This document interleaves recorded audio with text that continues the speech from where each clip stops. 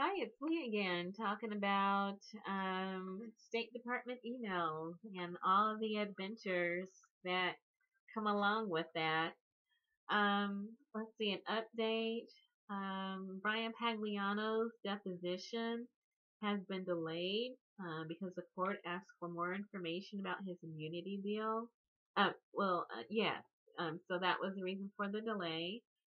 However, there's going to be another deposition by someone who's anonymous, uh, an anonymous State Department employee on June 9th.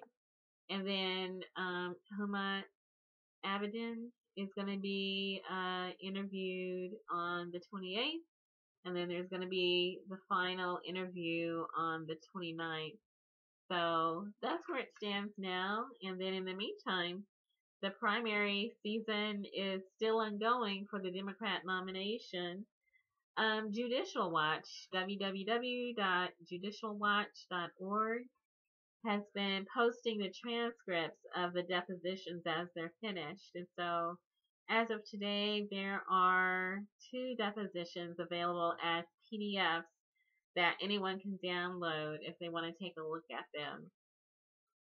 Fair warning, the deposition for Cheryl Mills is approximately 162 pages, and quite a lot of that is a list of exhibits. Like the exhibits were also scanned as part of the PDF, and a lot of the exhibits are internal memos and emails and things like that that have been scanned as part of the deposition. And then also there's a pretty sizable index where words were indexed, and that's also part of the deposition. So the actual question and answer between Cheryl Mills and people at Judicial Watch is not as long as 162 pages. So if that helps. I scanned through it, and boy, does my head hurt. There were lots of objections raised and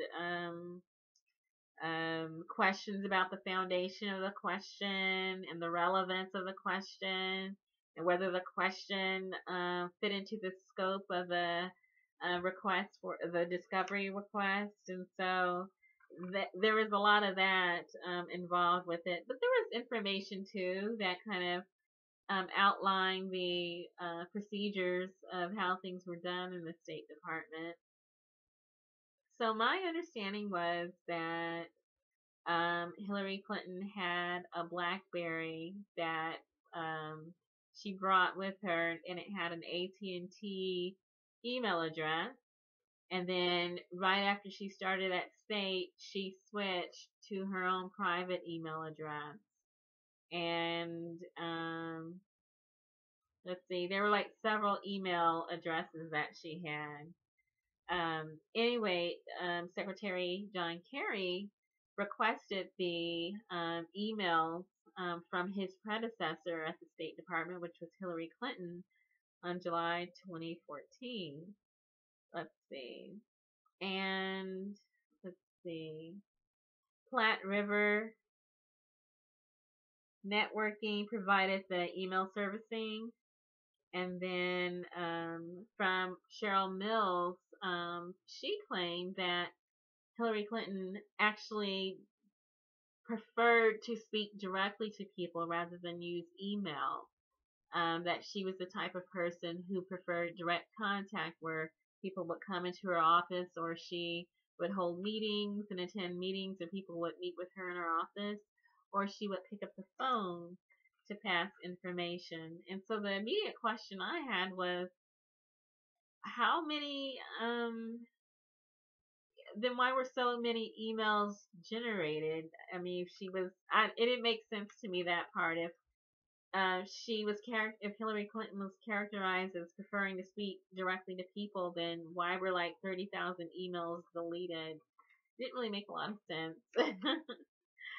But anyway, I'll leave it to the viewer of this email to visit that deposition at Judicial Watch and see if you can figure it out.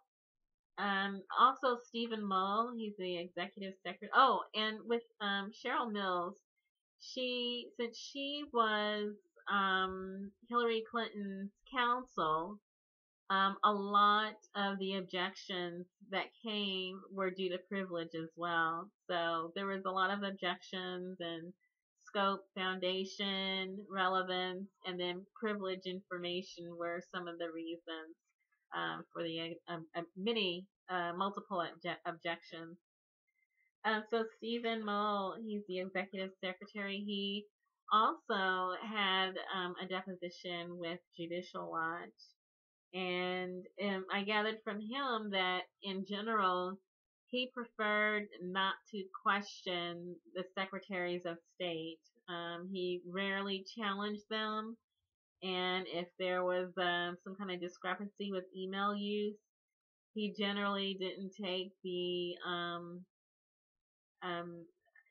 thought or process, or he didn't really think that he was the person to kind of, explain to the secretary, like, you can't do that or you shouldn't do that. And so, according to him, he did not question Secretary Clinton on her use of private email.